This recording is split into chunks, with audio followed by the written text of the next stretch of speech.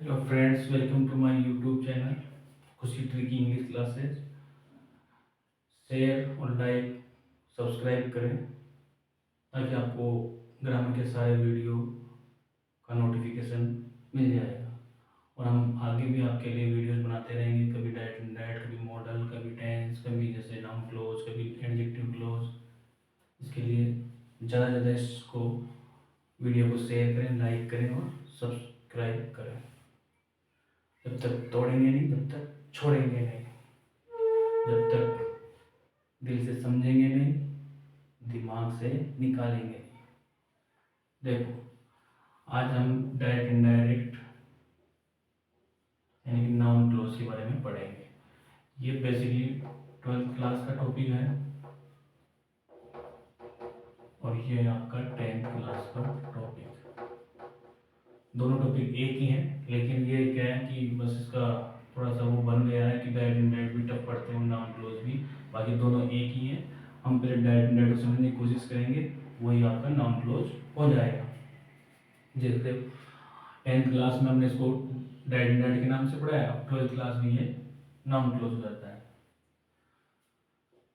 पहले हम पढ़ेंगे पॉजिटिव, फिर उसके बाद में इंट्रोगेटिव, इंपरेटिव, ऑप्टेटिव। ये सेंटेंस जो इनके अलग अलग टाइप्स होते हैं, डायरेक्ट इनडायरेक्ट में कैसे कैसे चेंज होते हैं, रोज अलग अलग सेंटेंस पढ़ेंगे। तो सबसे पहले पॉजिटिव सेंटेंस के हम दो पार्ट करते हैं। ये दो पार्ट हो गए। इसको बोलते हैं आर वी, इसको बोलते हैं आर एस, यानी ये रिपोर्टिंग वर्ब। ये जो आपने स्टेटमेंट लिखा है आगे, इसी स्टेटमेंट की आपको रिपोर्ट करनी है, इसलिए जो वर्ब यूज करेंगे यहाँ पे said, told, asked, ordered, requested, ये सारी वर्ब होती है रिपोर्टिंग वर्ब।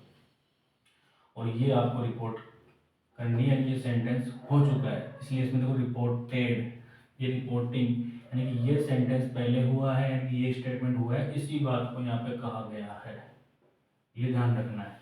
तो ये पास्ट है, ठीक है, और ये भी वैसे तो पास्ट ही है क्योंकि पास्ट में ही बात कही गई थी, लेकिन अब आप इसको प्रेजेंट में रिपोर्ट करने के लिए काम में ले रहे हो, इसलिए इसको रिपोर्टिंग वर्ब कहते हैं। इसको रिपोर्टेड स्पीच, कोई भी बात ये स्टेटमेंट कहा गया है, उसी स्टेटमेंट को दोबारा से कहना है इनडायरेक्ट वे में। ये डायरेक्ट वे जो वक्ता अपने खुद के शब्दों में कह रहा है, अब यहाँ पे इनडायरेक्ट में ये श्रोता यानी कि मी अपनी शब्दों में इसको कहेगा। जैसे इसका चेंज किया हमने इनडायरेक्ट में, राम टोल्ड। तो ये ध्यान रखना है, ये टोल्ड जब भी पॉजिटिव सेंटेंस होगा तो उसमें अगर से होगा तो उसका आपको टेल करना है, और अगर सेज होगा तो उसका टेल्स करना है, और शेड होगा तो उसका टोल्ड करना है। लेकिन यहाँ पे टू भी आएगा, यहाँ पे भी टू और यहाँ पे भी टू, और यहाँ नहीं आएगा।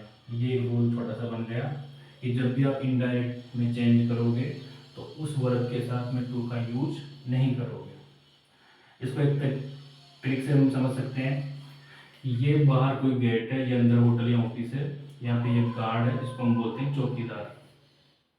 तो हम किसी भी ऑफिस या होटल में जाते हैं तो बाहर जो उस गार्ड के पास एंट्री वगैरह कराते हैं, नाम वाम लिखवाते हैं अगर गार्ड है तो, नहीं तो हम डायरेक्ट इस एंट्री कर देते हैं। तो इस ऑब्जेक्ट को हमें गार्ड मानना है, और ये टू जो है इसके पास एक बंदूक और ये डंडा है। तो इस बंदूक और डंडा से, इस गोली से हम डर के इसके पास रिपोर्ट करवाते हैं, मेरा ये नाम है, ये गाड़ी नंबर है, अंदर इससे मिलना है, ये काम है। कई बार ये नहीं होता है तो हम इसको चेंज भी नहीं करते हैं, ये हमें कोई रिपोर्ट नहीं करवानी, सेड का सेड ही रखना है। तो ये रूल बनता है, यदि आर वी में ऑब्जेक्ट हो तो ही आर वी की वर्ब में चेंज होगा, नहीं तो नहीं होगा। ये ध्यान रखना है। तो चौकीदार से याद रखना है, वॉचमैन है, गार्ड है, तो हमने टोल्ड कर दिया। अब यहाँ पे टू क्यों नहीं लगाते, जिसमें तो टू दे रखा है, अपन ने नहीं लगाया क्योंकि ये तो याद रख लो, ये वॉचमैन है, गार्ड है, हम तो गार्ड नहीं है, वॉचमैन भी नहीं है, हम तो हम आदमी हैं, तो आगे चले जाएंगे। तो फिर टोल्ड कर दिया, और ये मी, लेकिन गार्ड को साथ में लेके चलना है क्योंकि तूने वो आगे हेल्प करेगा वो। इस तरह से ये हो गया आपका रिपोर्टिंग वर्ब। आगे चलते हैं। फिर ये गार्ड आपको एक छोटा सा पास दे देगा, उस पास को आपको याद रखना है कंजंक्शन, जो कि आपको एंट्री के लिए चाहिए, यानी कि इन दो सेंटेंस को ये जोड़ेगा, यानी कि डेट याद रखना है हमेशा। पॉजिटिव सेंटेंस को किससे जोड़ना है? डेट। अब इसी डेट के आने से आप इसको नाउन क्लोज से रिलेट कर सकते हो कि नाउन क्लोज हमेशा किससे जोड़ते हैं हम? डेट से। अधिकतर डब्ल्यू एच वर्ड से भी जोड़ते हैं, इफ से भी जोड़ते हैं, जो इसमें भी है। इसके इंट्रोगेटिव सेंटेंस अगले ही पार्ट में पढ़ेंगे हम, उसमें इफ या डब्ल्यू एच वर्ड से जोड़ेंगे। जोड़ने के तुरंत बाद इसका सब्जेक्ट कौन है? आई। आई का हमने पर्सन देखा, फर्स्ट पर्सन, एक सेकंड पर्सन, एक थर्ड पर्सन, बटा एस ओ एन, यानी कि 1 2 3 एस ओ एन, ऊपर आर एस, नीचे आर ई। इस तरह से प्रोनाउन चेंज फॉर्मूला होता है। तो फर्स्ट पी यानी कि फर्स्ट पर्सन में एक तो आता है आपका आई, एक आता है वी, यह हो गया आपका फर्स्ट पर्सन। सेकंड पर्सन होता है यू, और थर्ड पर्सन होता है आपका ही, सी, इट, नेम और दे। ये चीज़ें पहले बता चुकी है, इसलिए मैं थोड़ा सा फास्टली लिख रहा हूँ। तो फिलहाल इसका चेंज करना है आई का। तो आई का हमने चेंज किया किसके हिसाब से? सब्जेक्ट के हिसाब से। ये सब्जेक्ट देखना है किसका? आरवी का, यानी कि राम।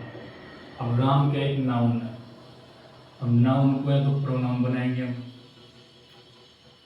या फिर नाउन के लिए कोई नाउन लेंगे, लेकिन हम नाउन तो ले नहीं सकते, नाउन के लिए प्रोनाउन ले सकते हैं, क्योंकि प्रोनाउन का यूज ये होता है किसी भी संज्ञा के स्थान पर कोई शब्द यूज लेते हैं, उसी को हम सर्वनाम कहते हैं। तो ये आई किसके लिए आया है? राम के लिए।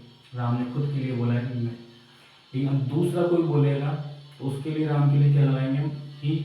जैसे जनरली अपन राम के लिए क्या लगाते हैं? ही, और सीता के लिए क्या लगाते हैं? सी। तो वैसे ही यहाँ पे ही कर दिए। अब ये प्रेजेंट परफेक्ट टेंस है, टेंस भी चेंज होगा। इस टेंस का भी रूल होता है कि इधर पास्ट टेंस होना चाहिए, यानी कि सेड, यानी कि